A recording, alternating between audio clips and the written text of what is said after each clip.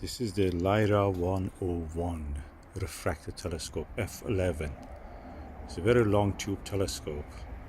It has very good dual speed focuser, superb, and CNC made tube rings, and view shield is this long. When it comes back up to here. And when you look at the lens, this is the lens, you can see it's achromatic, but excellent views of the moon, and I've been able to see some globular clusters with this also. And it is very similar to the Lyra, the star wave, ultra star wave telescope, red one, which I have. I will compare them one day, so one side by side, also showing you how they look.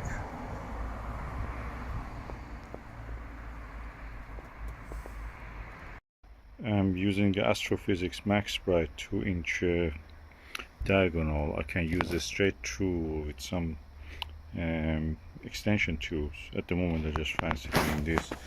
It's a 32mm eyepiece. It's a Plössl, unnamed, unbranded Chinese, and I found it is as good as any other eyepiece that you can get. I compared it with the Teleview Ethos 21, and I think they were equal on Andromeda Galaxy, this eyepiece and the Ethos 21. And I'm going to use this to observe the moon and Jupiter, which are close together in the sky.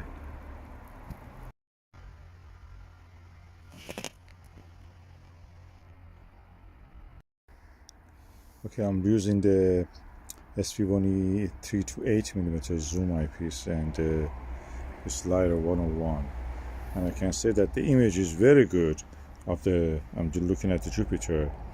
It's just inferior to the ED 120, Skywatcher ED 120, but at the level and the clarity of what you see, the Evo Star 90, slightly better.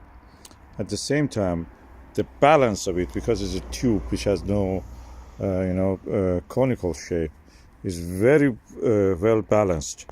When you change focus or go back and forth, really stays at the focus, doesn't go the telescope don't go up or down.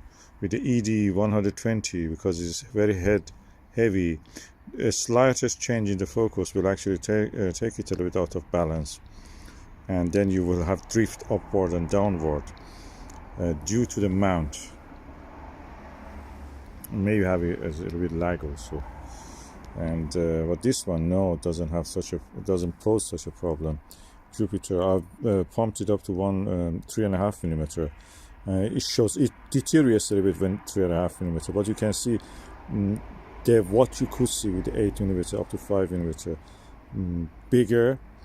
You can see details on the belts. Belts are visible, but details on the belts, knots and festoons, you can see with this also, but not at the level that you expect when you use the Skywatcher 120 ED.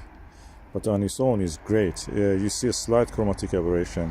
In the ED 120, you don't see any chromatic aberration at all. Okay, I can say the disk of the Jupiter is laser sharp, very clear.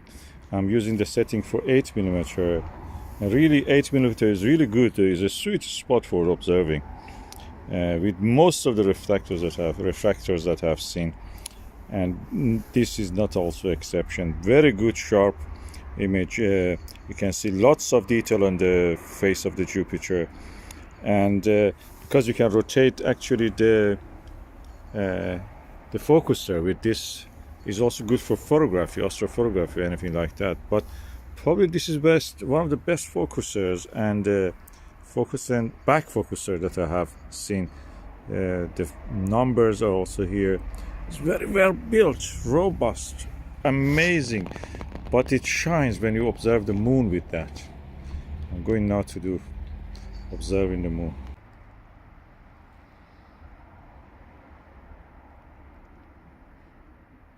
Probably some of the sharpest views of the moon with this 32mm eyepiece, unbranded.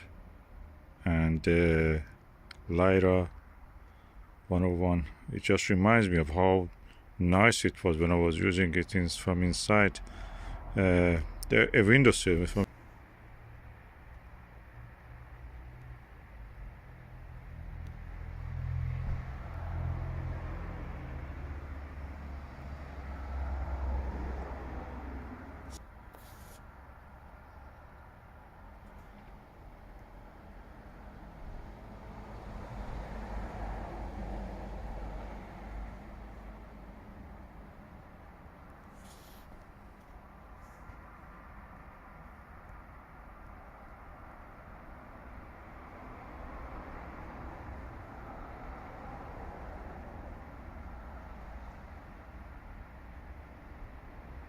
Now I'm using the Nirvana 16mm Helios Skywatcher Nirvana 16mm.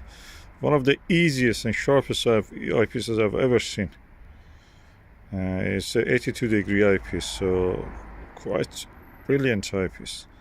The sharpness of it is amazing. Look at the details. Let me just zoom on this one part.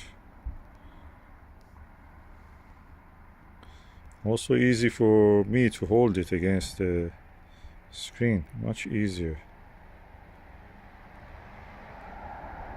So I changed it now to a standard Leica. In the setting of this mobile phone camera is a Huawei, so you can see it actually without much those red and other colors. That was all because of the camera. It was the wrong setting.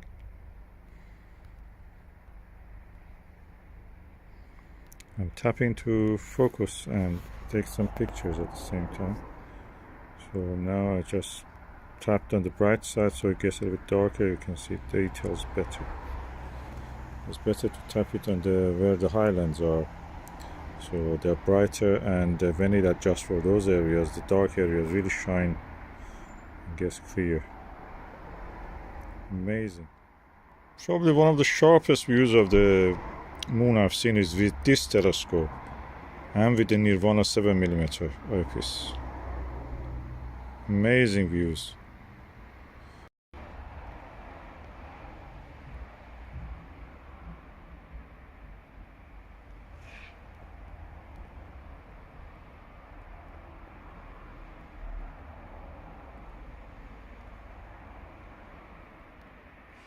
Seven millimeter Nirvana.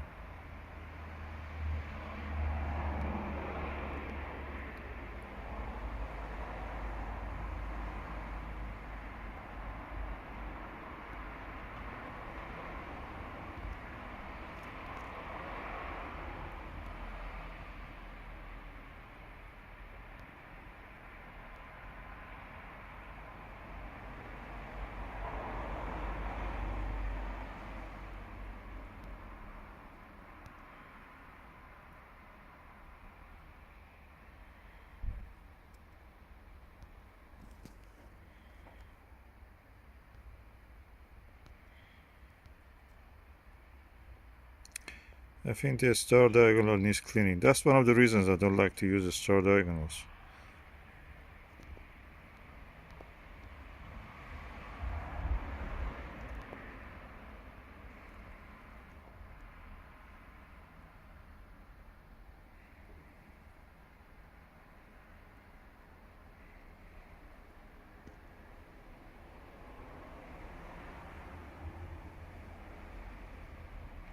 People search on this dark side of the moon, now that is an image, for flash of the impacts of meteoroids on the moon. And they have found quite a few. Japanese astronomers are very good at it.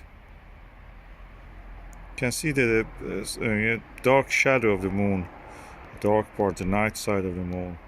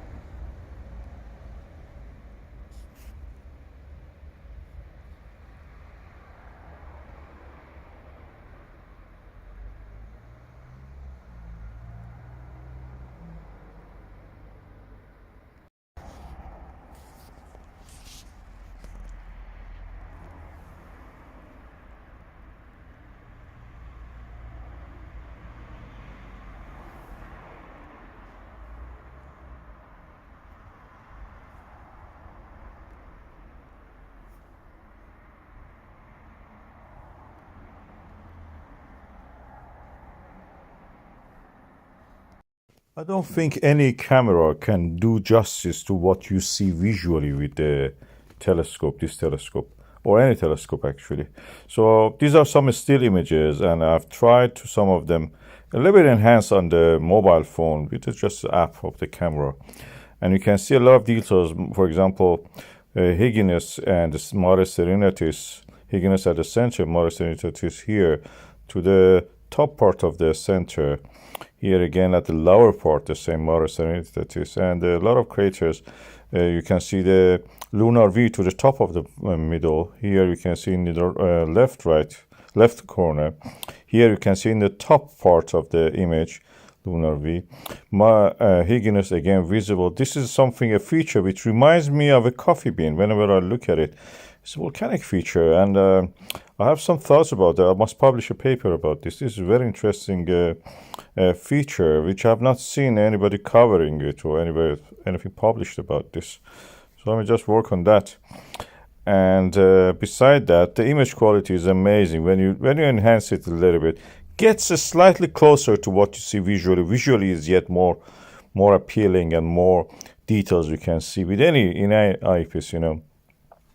All the eyepieces, modern eyepieces, work perfect with the camera, especially with this telescope or any telescope, especially eyepieces like the SVBony 3 to 8 millimeter, any Plössl or any of the BSD star guider. I use also Takahashi LE 7.5 millimeter. I use the Nirvana 4, 7, and 16 millimeter. For example, this one I think is 16 millimeter Nirvana. It's amazing. The details we can see, of course, are much more. And there is not much chromatic aberration actually when you're looking at the moon.